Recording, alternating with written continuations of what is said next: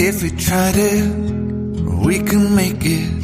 But don't we ever just take some chances and stop your thinking and start your living. Hi hello ನಮಸ್ಕಾರ ಎಲ್ಲರಿಗೂ. Welcome back to Vishwaratna kitchen. ನಾವಿವತ್ತು ಸಂಡೇಗೋಸ್ಕರ special chicken ಮಾಡ್ತಾ ಇದೀವಿ. ಇಷ್ಟೊಂದು chicken ಯಾಕೆ ಮಾಡ್ತಿದ್ದೀರಾ ಅಂತ ಅಂದ್ಕೊಳ್ತಿದ್ದೀರಾ? ಇವತ್ತು ನಮ್ಮ ಫ್ಯಾಮಿಲಿ ಮೆಂಬರ್ಸ್ ಎಲ್ಲ ಸೇರ್ಕೊಂಡಿದೀವಿ. ಅದಕ್ಕೋಸ್ಕರ ಒಂದು ಒಳ್ಳೆ ಚಿಕನ್ ರೆಸಿಪಿ ಮಾಡ್ತಾ ಇದೀವಿ. ಅದೇನು ಅಂದ್ರೆ ಚಿಕನ್ ಸುಕ್ಕ. ತುಂಬಾ ಸಿಂಪಲ್ ಮಾಡೋದು, ತುಂಬಾ ಕಡಿಮೆ ಇಂಗ್ರೀಡಿಯೆಂಟ್ಸು, ಕಡಿಮೆ ಸಮಯದಲ್ಲಿ ಆಗೋಗ್ಬಿಡುತ್ತೆ.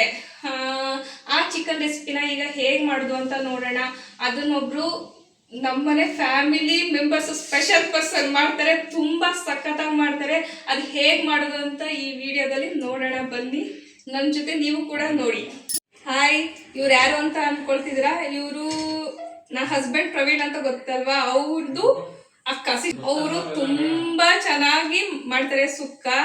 ಇವಾಗ ಅವ್ರ ಕೈಲಿ ಮಾಡ್ಸೋಣ, ನೋಡಿ ನೀವು ಅದೇ ತರ ಮಾಡ್ಕೊಳ್ಳಿ ಮನೆಯಲ್ಲಿ. ಟೇಸ್ಟ್ ನೋಡಿ ಆಗ ಗೊತ್ತಾಗುತ್ತೆ ಅವ್ರು ಹೇಗ್ ಮಾಡ್ತಾರೆ ಅಂತ. ಅಷ್ಟು ಆಯಿಲ್ ಓಕೆನಾ? ಇದು ಬರೀ ಡ್ರೈ ಉರಿಯೋದಕ್ಕಷ್ಟೇನೆ. ಈಗ 100 ml ಅಷ್ಟು ಆಯಿಲ್ ಹಾಕಿದೀರಾ? ಓಕೆ, ಅಷ್ಟಿರ್ಲಿ. ಬರೀ ಮಸಾಲೆ ಹುರ್ಕೊಳ್ಳೋಕಷ್ಟೇ. ಓಕೆ, ಇವಾಗ ಏನ್ ಹಾಕ್ತಿದ್ದೀರಾ? ಗಾರ್ಲಿಕ್, ಬೆಳ್ಳುಳ್ಳಿ ಹಾಕ್ತಾ. ಅದನ್ನ ಎಷ್ಟು ತಗೊಂಡಿದ್ದೀರಾ? ಅದು ಒಂದು ಎಷ್ಟು ಇರ್ಬೋದು, ಒಂದೆರಡು ಇಡಿ ಅಷ್ಟು. ಒಂದೆರಡು ಇಡಿ ಅಷ್ಟು. ಇದು ಸ್ವಲ್ಪ ಹುರ್ಕೊಳ್ಬೇಕು. ಅದ್ರ ಜೊತೆನೆ ಸ್ವಲ್ಪ ಜೀರಿಗೆ, ಒಂದು ಇಡಿಯಷ್ಟು ಜೀರಿಗೆ ಹಾಕ್ತದೆ. ಜಾಸ್ತಿ ಚಿಕನ್ ಇರೋದ್ರಿಂದ ಅಷ್ಟು. ಓಕೆನಾ ಫ್ರೆಂಡ್ಸ್? ಇದಕ್ಕೆ ತುಂಬಾ ಇಂಗ್ರೀಡಿಯೆಂಟ್ಸ್ ಏನು ಬೇಕಾಗಿಲ್ಲ, ತುಂಬಾ ಕಡಿಮೆ ಇಂಗ್ರೀಡಿಯೆಂಟ್ಸ್ ಸಾಕು. ಆನಿಯನ್ ಒಂದು 5-6 ಆನಿಯನ್ ಹಾಕೊಳ್ಳಿ. ಇವಾಗ ಆನಿಯನ್ ಹಾಕ್ತಿದ್ದೀರಾ? ದಪ್ಪಕ್ಕೆ ಹೆಚ್ಕೊಂಡಿದ್ದೀರಾ? ರೂಪ ಇರ್ಬೇಕಲ್ಲ, ಹಂಗಾಗಿ ದಪ್ಪಗೆ ಹೆಚ್ಕೊಂಡ್ರು ಆಗುತ್ತೆ. ಇದೇ ಮೇನ್ ಖಾರ ಅದಕ್ಕೆ. ಹೌದಾ? ನೀವು ಮೊದಲೇ ಹೇಳಿದ್ರೆ ತುಂಬಾ ಕಡಿಮೆ ಇಂಗ್ರೀಡಿಯೆಂಟ್ಸ್ ಅಂತ. ಅಷ್ಟೇ. ಶುಂಠಿ ಹಾಕಲ್ವಾ ಇದಕ್ಕೆ? ಹಾಕಲ್ಲ, ಬೇಕು ಅಂದ್ರೆ ನೀವು ಹಾಕೋಬಹುದು. ಇದು ಶುಂಠಿ ನಾವು ಅವಶ್ಯಕತೆ ಇಲ್ಲ. ಮೆಂತ್ಯ ಹಾಕ್ತಿದ್ದೀರಾ? ಒಂದೇ ಸ್ವಲ್ಪ ಮೆಂತ್ಯ. ತುಂಬಾ ಹಾಕಿದ್ರೆ ಕಹಿ ಆಗ್ಬಿಡುತ್ತೆ ಅಲ್ಲ. ಸ್ವಲ್ಪ ಮೆಂತ್ಯ. ಇದು ನಮ್ಮ ಪಕ್ಕದ ಮನೆಯವರೊಬ್ರು ಹೇಳ್ಕೊಟ್ಟಿದ್ರು. ಏನ್ ಹೇಳ್ತಿದ್ದೀರಾ? ಒಂದ್ ಸ್ವಲ್ಪ ವಿಡಿಯೋ ಹೇಳಿ. ನಮ್ಮ ಪಕ್ಕದ ಮನೆಯವ್ರು ಹೇಳ್ಕೊಟ್ಟಿದ್ದು.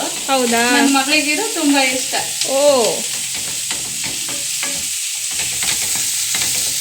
ಆದ್ರಿಂದ ನೀವು ಇದನ್ನ ತುಂಬಾ ಮಾಡ್ತಿರ್ತೀರಲ್ಲ ಮನೆಯಲ್ಲಿ? ಇಷ್ಟ ಅಂತ ಮಾಡೋದು. ಸ್ವಲ್ಪ ಎಲ್ಲೋ ಹಾಕ್ತೀರಾ? ಒಂದು 1/4 ಸ್ಪೂನ್ ಅಷ್ಟು ಎಲ್ಲೋ. ಆಮೇಲೆ ಹಾಕೊಳ್ಳೋಣ. ಇದು ಬರೀ ಮಸಾಲೆಗಷ್ಟೇ. ಧನಿಯಾ ಹಾಕ್ತಾ ಇದ್ದೀನಿ. ಹೌದಾ? ಧನಿಯಾ ಬೀಜ. ಅದನ್ನು ಕೂಡ ಎಣ್ಣೆನಲ್ಲಿ ಚೆನ್ನಾಗಿ ಫ್ರೈ ಮಾಡಿ. ಎಣ್ಣೆನಲ್ಲಿ ಹುರ್ಕೊಳ್ಳಿ. ಫಸ್ಟೇ ಹಾಕ್ಬೇಕಿತ್ತು. ಇರಲಿ, ಇದು ಫಸ್ಟ್ ಎಣ್ಣೆಗೆ ಹಾಕೋಬೇಕಿತ್ತು. ನಾನು ಸ್ವಲ್ಪ ಲಾಸ್ಟ್ಗೆ ಹಾಕೊಂಡಿದ್ದೆ.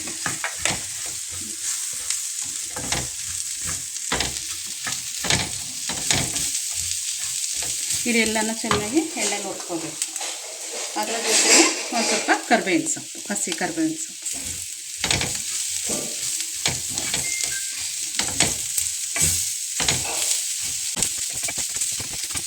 ಫ್ರೈ ಮಾಡ್ಕೊಂಡು ಮಸಾಲೆ, ಖಾರದ ಪುಡಿ, ಅಚ್ಚ ಖಾರದ ಪುಡಿ ಒಂದು ಹಾಕೊಂಡ್ರೆ ಮುಗೀತು. ಸ್ವಲ್ಪ ತಣ್ಣ ಮಾಡಿಬಿಟ್ಟು ರುಬ್ಕೊಬೇಕು. ಜಾಸ್ತಿ ನೀರೇನು ಹಾಕಬಾರ್ದು. ಹೌದಾ? ತುಂಬ ನೀರು ಮಾಡ್ಕೊಬಾರ್ದು. ಡ್ರೈ ಇದು ಗೊಜ್ಜಂಗೆ ಇರಲಿ, ತುಂಬ ನೀರು ಅಂದ್ರೆ ಬೇಡ. ಈಗ ಆಫ್ ಮಾಡೋಣ. ಸ್ಟವ್ ಆಫ್ ಮಾಡಿ ತಣ್ಣಗೆ ಬಿಡೋಣ. ತಣ್ಣ ಮಾಡಕ್ಕೆ ಬಿಡೋಣ. ಇದು ಖಾರದ ಪುಡಿ ಹಾಕ್ತೀನಿ. ಇವಾಗ ಹಾಕ್ತೀರಾ? ಏನೋ 1-2 ನಿಮಿಷ ಹೋಗ್ಲಿ. ಓಕೆ. ಅದೆಲ್ಲ ಸ್ವಲ್ಪ ಸಾಫ್ಟ್ ಆಗಲಿ. ಆನಿಯನ್, ಧನಿಯಾ ಎಲ್ಲ ಈಗ ಹಾಕ್ತಿದ್ವಲ್ಲ. ಈಗ ಪುಡಿ ಹಾಕೋಣ. ಅಚ್ಚ ಖಾರದ ಪುಡಿ ನಿಮ್ಗೆ ಖಾರಕ್ಕೆ ಅನುಗುಣವಾಗಿ ಹಾಕೊಳ್ಳಿ. ಜಾಸ್ತಿ ಖಾರ ಬೇಕು ಅಂದ್ರೆ ಜಾಸ್ತಿ ಯೂಸ್ ಮಾಡಿ. ಕಮ್ಮಿ ಖಾರ ತಿನ್ನಕ್ಕಾಗಲ್ಲ ಅನ್ನೋರು ಇದ್ರಲ್ಲಿ ಯೂಸ್ ಮಾಡಿ. ಇವಾಗ ನೀವು 4 ಟೇಬಲ್ ಸ್ಪೂನ್ ಖಾರದ ಪುಡಿ ಉಪಯೋಗಿಸಿದ್ದೀರಾ? ನಮ್ಮನೆಯೆಲ್ಲ ಸ್ವಲ್ಪ ಚೆನ್ನಾಗಿ ಖಾರ ತಿಂತೀವಿ. ನಾನ್ ವೆಜ್ ಅಲ್ವಾ, ಸ್ವಲ್ಪ ಖಾರ ಇದ್ರೇ ಚಂದ. ಇಷ್ಟೇನೆ. ಇದು ತಣ್ಣ ಮಾಡೋಕ್ಕಿಟ್ಟು ಇದ್ರ ಜೊತೆನೆ ಸ್ವಲ್ಪ ಹುಣಸೆ ಹಣ್ಣು. ಹೌದಾ, ಹುಣಸೆಹಣ್ಣಿನ ರಸನಾ? ಇಲ್ಲ, ಇದೇ ಸಾಕು, ಹಂಗೆ ಹಾಕೋಣ. ಅದ್ರ ಜೊತೆ ಸ್ವಲ್ಪ ಉಟ್ಕೊಳ್ಳೋಣ. ಒಂದಿಷ್ಟು ವಾಶ್ ಮಾಡ್ಕೊಂಡಿದ್ದೀರಾ? ವಾಶ್ ಮಾಡಿರೋ ಹುಣಸೆ ಹಣ್ಣು, ಹುಳಿ ಸ್ವಲ್ಪ. ಟೊಮೆಟೊ ಏನು ಯೂಸ್ ಮಾಡಿಲ್ವಲ್ಲ, ಸ್ಟವ್ ಆಫ್ ಮಾಡಿದ್ದೀನಿ. ಅಷ್ಟೇನೆ, ಅದ್ರದ್ದು ಏನಿದಿಲ್ಲ. ಸರಿ, ತಣ್ಣ. ಈಗ ಇದು ತಣ್ಣ ಆಗಲಿ. ಇದು ಸ್ವಲ್ಪ ತಣ್ಣ ಆಗಲಿ.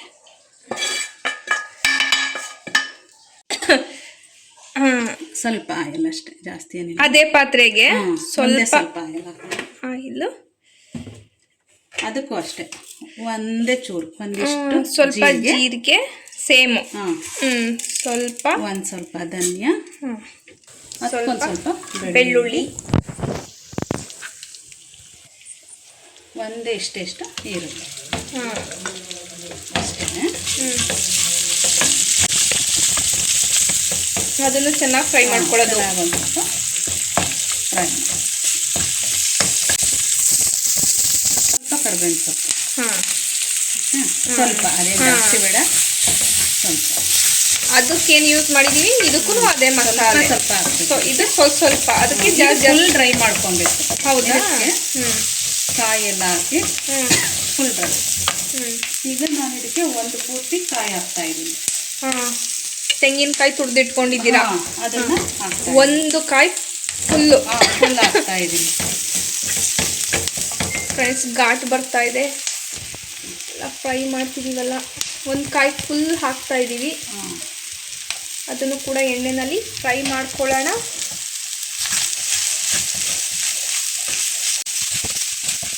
ಇದೇನು ತುಂಬ ಫ್ರೈ ಮಾಡಬೇಕು ಅಂತ ಏನಿಲ್ಲ, 1 ನಿಮಿಷ ಅಷ್ಟು ಫ್ರೈ ಮಾಡಿದ್ರೆ ಸಾಕು, ಡ್ರೈ ಆಗೋ ತನಕ. ಅದರಲ್ಲಿರೋ ನೀರು ಹಸಿ ವಾಸನೆ ಹೋದರೆ ಸಾಕು.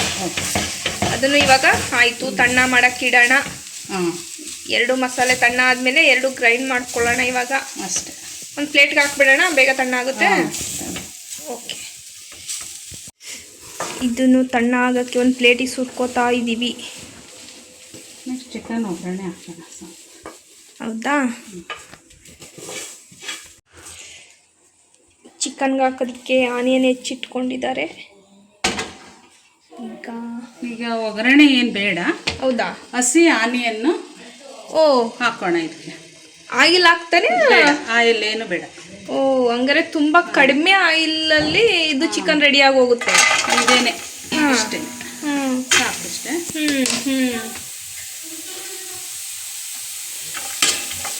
ಇದು ಚಿಕನ್ ಜೊತೆನೆ ಬೇಕು. ಆನಿಯನ್ ಪಾತ್ರೆಗೆ ಹಾಗೇನೆ ಹಾಕಿ ಫ್ರೈ ಮಾಡ್ಕೋತಾ ಇದ್ದಾರೆ. ಕಾಣಿಸ್ತಿದ್ಯಾ? ಆಯಿಲ್ ಹಾಕಿಲ್ಲ.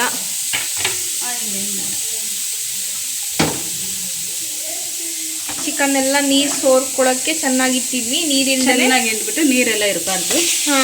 ಚೆನ್ನಾಗಿ ಇಟ್ಕೊಂಡು ಚಿಕನ್ ಬೇಯಿಸ್ಬಿಡೋಣ.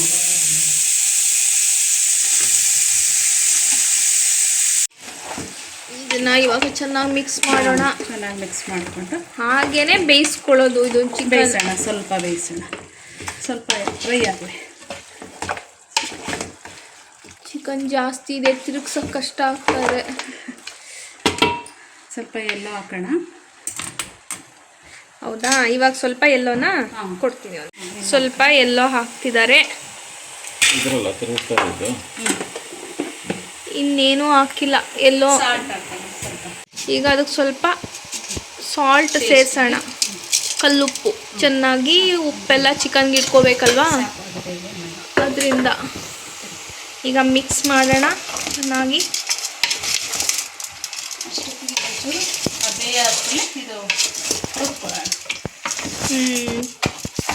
ಸ್ವಲ್ಪ ತಿರ್ಗಿಸ್ಬಿಟ್ಟು ಬೇಯೋದಕ್ಕೆ ಬಿಡೋಣ, ಮುಚ್ಚಿಬಿಟ್ಟು.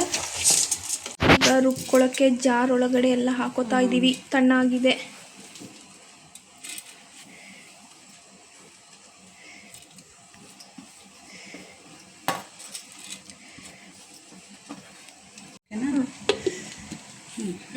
ರುಬ್ಕೊಬರೋಣ ಇವಾಗ. ರುಬ್ಬಿರುವಂಥ ಮಸಾಲೆನ ಚಿಕನ್ ಒಳಗಡೆ ಹಾಕಿ ಮಿಕ್ಸ್ ಮಾಡೋಣ. ನಾವು ಮೊದಲು ಫ್ರೈ ಮಾಡ್ಕೊಂಡ್ವಲ್ಲ ಆ ಮಸಾಲೆ ಇದು.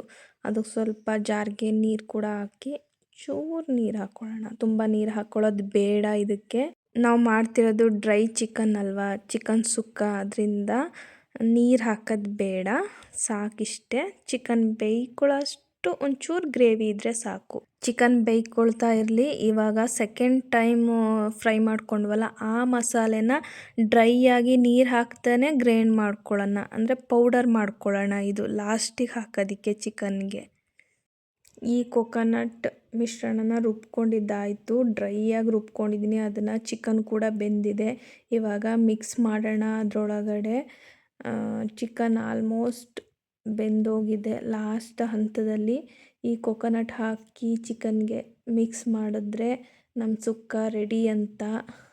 ಚಿಕನ್ ಒಳಗಡೆ ನಾವು ರುಬ್ಕೊಂಡು ಹಾಕ್ಕೊಂಡಿರೋಂಥ ಕಾಯಿ ಮಸಾಲೆ ಎಲ್ಲ ಹೊಂದ್ಕೊಳ್ಳೋಕ್ಕೆ ಸ್ವಲ್ಪ ಕುದಿಯೋಕ್ಕೆ ಬಿಡೋಣ. ಇವಾಗ ಇದೊಂದು 5 ನಿಮಿಷ ಕುದೀಲಿ, ಚೆನ್ನಾಗೆಲ್ಲ ಇದಾಗಲಿ.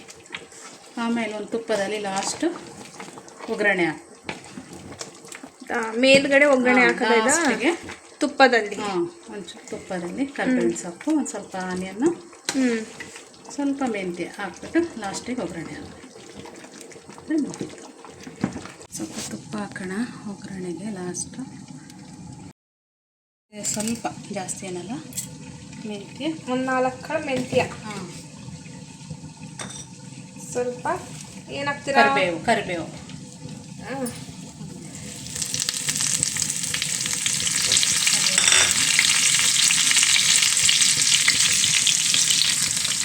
ಸ್ವಲ್ಪ ಆನಿಯನ್, ಸಣ್ಣಕ್ಕೆ ಇಟ್ಕೊಂಡಿರೋ ಆನಿಯನ್. ಫೈನಲ್ ಒಗ್ಗರಣೆ ಚಿಕನ್ ಕೂಡ ರೆಡಿಯಾಗಿದೆ. ಹೊರಗೆ ಬರ್ತಾ ಇದೆ. ಇದು ಒಗ್ಗರಣೆ ಆಗ್ತಿದೆ.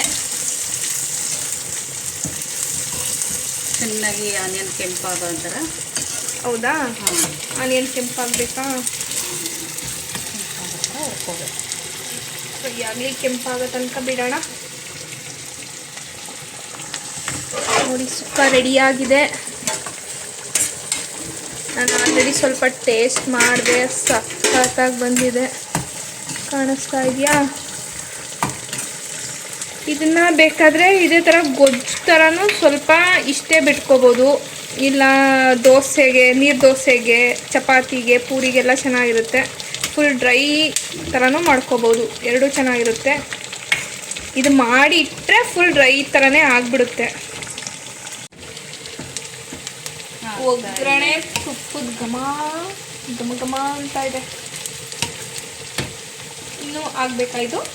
ಫುಲ್ ಕೆಂಪಾಗಬೇಕು. ಕೆಂಪಾಗಿಲ್ಲ.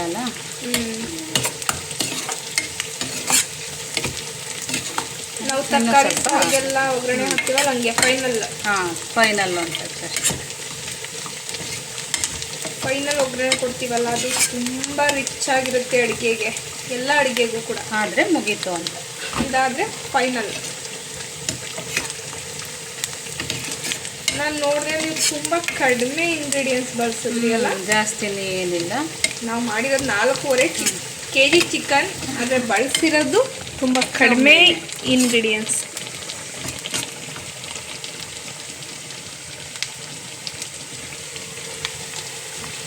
ಕೆಂಪಾಗಲಿ ಚೆನ್ನಾಗಿ. ತುಪ್ಪದಲ್ಲಿ ಹಿಂಗೆ ಇಷ್ಟ ಆದರೆ ಸಾಕು. ಚೆನ್ನಾಗಿ ಕೆಂಪಾಗಿ ರೋಸ್ಟ್ ಮಾಡಬೇಕು. ಸಾಕು. ಈಗ ಅದಕ್ಕೆ ಹಾಕೋಣ ಚಿಕನ್.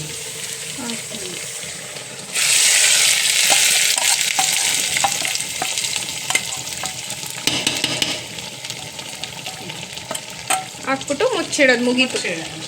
ಟರ್ನ್ ಆಫ್ ಮಾಡೋಣ ಸ್ಟವ್ನ. ಮಿಕ್ಸ್ ಮಾಡೋಣ ಇದನ್ನು.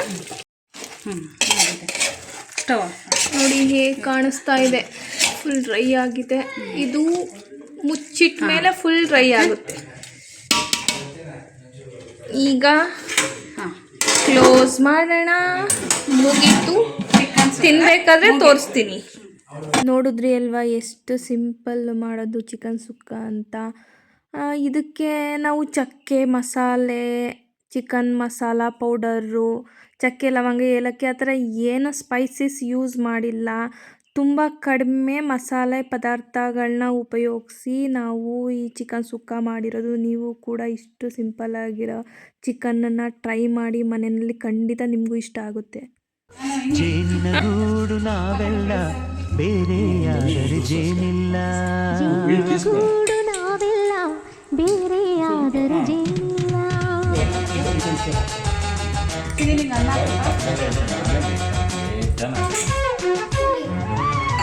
ಜೇನಿನ ಗೂಡು ನಾವೆಲ್ಲ ಬೇರೆಯಾದರೆ ಜೇನಿಲ್ಲ. ಹೆಂಗಿದೆ? ಗೂಡು ನಾವೆಲ್ಲ ಬೇರೆಯಾದರೆ ಜೇನಿಲ್ಲ.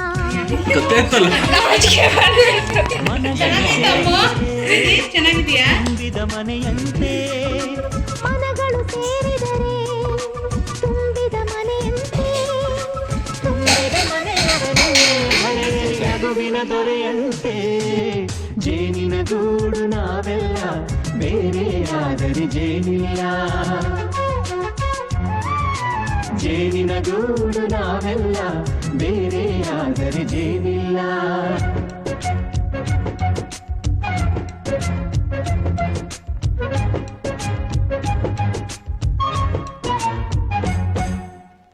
ಬದುಕಿನ ಬೆಂಡಿಗೆ ಅಂಟಿರೋ ಜೋಳದ ಕಾಳುಗಳ ನೋಡು, ಹೌದಪ್ಪ. ಸಿಪ್ಪೆಯ ಸೂರಿನಲ್ಲಿ ಸಹಜೀವನ ಮಾಡು ಅವರೆ ಕಾಳುಗಳ ನೋಡು. ಶಬಾಷ್. ಭೂಮಿಗೆ ಒಟ್ಟಿಗೆ ಬಂದು ಬೆಳೆದರೆ ಒಟ್ಟಿಗೆ ಬೆಳೆದು ಬಾಳೋ ದವಸದಂತೆ ನಾವು. ನೋಡಿದ್ರಿ ಅಲ್ವಾ ಚಿಕನ್ ಸುಕ್ಕ ಮಾಡೋದು ಹೇಗೆ ಅಂತ. ಇವತ್ತು ಎಲ್ರು ಯಾಕೆ ಸೇರ್ಕೊಂಡಿದ್ದಾರೆ ಮನೆಗೆ ಅಂತ ಅನ್ಕೊಳ್ತಿದ್ರ, ಅದೆಲ್ಲ ಬೇಡ, ತೀರಾ ಪರ್ಸನಲ್, ನನ್ಗೆ ಶೇರ್ ಮಾಡ್ಕೊಳಕ್ ಇಷ್ಟ ಇಲ್ಲ. ಜೀವನದಲ್ಲಿ ಎಷ್ಟೇ ಹಣ, ಎಷ್ಟೇ ಕೆಲ್ಸ, ಎಷ್ಟೇ ಸಾಧನೆ ಇದ್ರೂನು ಕೂಡ ಕೊನೆಯಲ್ಲಿ ನೆಮ್ಮದಿ ಅಂತ ಕೊಡೋದು ಕುಟುಂಬ ಮಾತ್ರ ಅಲ್ವಾ. ಇವತ್ತು ನಾವು ಚಿಕನ್ ಸುಕ್ಕ ಮಾಡಿದೀವಿ, ನಾನ್ ವೆಜ್ ಮಾಡಿದೀವಿ, ಜೊತೆ ಕುತ್ಕೊಂಡು ಊಟ ಮಾಡ್ತಿದೀವಿ. ಅದೆಲ್ಲ ತುಂಬಾ ಚಿಕ್ಕ ವಿಷಯ ಅನ್ಸ್ಬೋದು, ಆದ್ರೆ ಮುಂದೊಂದ್ ದಿನ ಅದೇ ಜೀವನದ ದೊಡ್ಡ ನೆನಪಾಗ್ಬೋದು. ಮತ್ತೆ ಫ್ಯಾಮಿಲಿ ಎಲ್ರು ಜೊತೆ ಸೇರ್ಕೊಂಡು ಅಡ್ಗೆ ಮಾಡೋದು, ಮಾತಾಡೋದು, ತಮಾಷೆ ಮಾಡೋದು, ನಗೋದು, ಇದೆಲ್ಲ ಒಂದು ನಿಜವಾದ ಸಂತೋಷ ಅಂತ ಹೇಳ್ಬೋದು ಅಲ್ವಾ. ಕುಟುಂಬ ಅಂದ್ರೆ ಕೇವಲ ರಕ್ತ ಸಂಬಂಧ ಅಲ್ಲ, ಪ್ರೀತಿ, ಕಾಳಜಿ, ಅರ್ಥ ಮಾಡ್ಕೊಳ್ಳೋ ಮನ್ಸು, ಒಬ್ರಿಗೊಬ್ರು ಜೊತೆಗಿರೋ ಬಾಂಧವ್ಯ, ಇದೆಲ್ಲ ಇದ್ರೆ ತಾನೇ ಕುಟುಂಬ ಅಂತ ಅನ್ಸೋದು. ಆದ್ರಿಂದ ಟೈಮ್ ಸಿಕ್ಕಾಗ ಕುಟುಂಬದ ಜೊತೆ ಆ ಟೈಮ್ನ ಇನ್ವೆಸ್ಟ್ ಮಾಡಿ. ಯಾಕೆ ಅಂದ್ರೆ ಹಣನ ಯಾವಾಗ ಬೇಕಾದ್ರೂ ಸಂಪಾದನೆ ಮಾಡ್ಕೋಬಹುದು, ಆದ್ರೆ ಫ್ಯಾಮಿಲಿ ಜೊತೆ ಇರೋ ನೆನಪುಗಳನ್ನ, ಆ ಕ್ಷಣಗಳನ್ನ ಯಾವುದ್ರಿಂದಲೂ ಕೊಂಡ್ಕೊಳಕ್ ಸಾಧ್ಯ ಇಲ್ಲ ಅಲ್ವಾ. ಹ್ಯಾಪಿ ಫ್ಯಾಮಿಲಿ, ಹ್ಯಾಪಿ ಲೈಫ್ ಅಲ್ವಾ. ಜೀವನದಲ್ಲಿ ಎಷ್ಟೇ ಬ್ಯುಸಿ ಇದ್ರೂ ಫ್ಯಾಮಿಲಿ ಜೊತೆ ಕಳೆಯೋ ಕ್ಷಣಗಳನ್ನ ಯಾವಾಗ್ಲೂ ಮಿಸ್ ಮಾಡ್ಕೋಬೇಡಿ. ಯಾಕೆ ಅಂದ್ರೆ ಇಂಥ ಕ್ಷಣಗಳೇ ಜೀವನದ ತುಂಬಾ ಸಂತೋಷದ ಕ್ಷಣ ಆಗಿರುತ್ತೆ. ಸರಿ, ಮತ್ತೆ ನಾವಿವಾಗ ಊಟನ ಎಂಜಾಯ್ ಮಾಡ್ತೀವಿ, ನಾನ್ ವೆಜ್ ಊಟ ಬೇರೆ ಅಲ್ವಾ. ಇವತ್ತಿನ ವಿಡಿಯೋ ಇಷ್ಟ ಆದ್ರೆ ಲೈಕ್ ಮಾಡಿ, ಶೇರ್ ಮಾಡಿ, ಮತ್ತೆ ಸಬ್ಸ್ಕ್ರೈಬ್ ಮಾಡ್ಕೊಂಡು ನೋಡೋದನ್ನ ಮರಿಬೇಡಿ. ಮುಂದಿನ ವಿಡಿಯೋದಲ್ಲಿ ಭೇಟಿ ಆಗೋಣ. ಧನ್ಯವಾದಗಳು.